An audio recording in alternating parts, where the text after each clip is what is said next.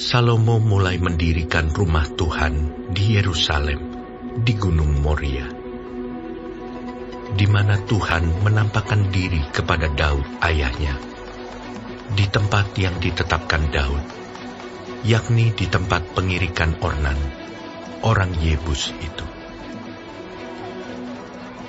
Ia mulai mendirikan rumah itu dalam bulan yang kedua, pada tahun keempat pemerintahannya.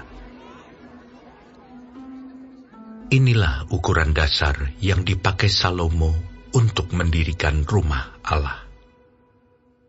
Panjangnya 60 hasta, menurut ukuran hasta yang lama, dan lebarnya 20 hasta. Balai di sebelah depan ruang besar rumah itu, panjangnya 20 hasta, menurut lebar rumah itu, dan tingginya 120 hasta. Balai itu dilapisinya dari dalam dengan emas murni. Ruang besar dipapaninya dengan kayu sanobar. Kayu itu disaputnya dengan emas tua. Kemudian dipasangnya pohon korma dan untayan rantai di atasnya. Ruang itu dilapisinya juga dengan batu permata yang mahal-mahal sebagai perhiasan. Sedang emasnya emas Parwaim.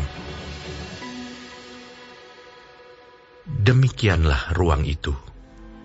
Balok-baloknya, ambang-ambangnya, dinding-dindingnya, dan pintu-pintunya disaputnya dengan emas. Dan pada dinding-dindingnya diukirkannya keruk. Kemudian ia membuat ruang Maha Kudus. Panjangnya 20 hasta, menurut lebar rumah itu. Dan lebarnya 20 hasta juga. Lalu ia menyaputnya dengan emas tua seberat 600 talenta. Berat paku-paku 50 sikal emas. Juga kamar-kamar atas disaputnya dengan emas. Ia membuat 2 kerup berupa pahatan di ruang Maha Kudus dan melapisinya dengan emas. Sayap kerup-kerup itu seluruhnya 20 hasta panjangnya. Sayap yang sebelah kerup yang satu 5 hasta panjangnya dan menyentuh dinding ruang. Sedang sayapnya yang sebelah lagi juga 5 hasta panjangnya dan menyentuh sayap kerup yang lain. Begitu pula sayap kerup yang lain itu 5 hasta panjangnya dan menyentuh dinding ruang. Sedang sayapnya yang sebelah lagi juga 5 hasta panjangnya dan bersentuhan dengan sayap kerup yang pertama. Jadi sayap kedua kerup itu membentang sepanjang 20 hasta. Sedang kedua kerup itu berdiri di atas kakinya dan menghadap ruang besar.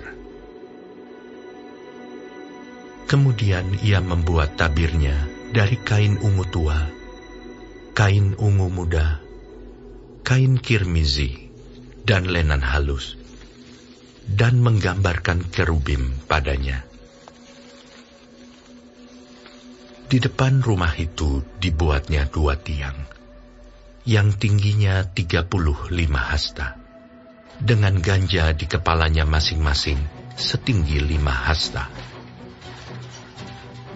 Lalu dibuatnya untayan rantai yang dipasangnya sebagai kalung di atas kepala tiang-tiang itu.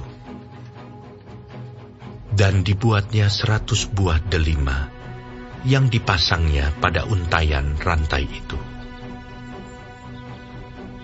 Tiang-tiang itu didirikannya di depan bait suci. Yang satu di sebelah kanan dan yang lain di sebelah kiri. Tiang kanan dinamainya Yakin, dan tiang kiri Boas.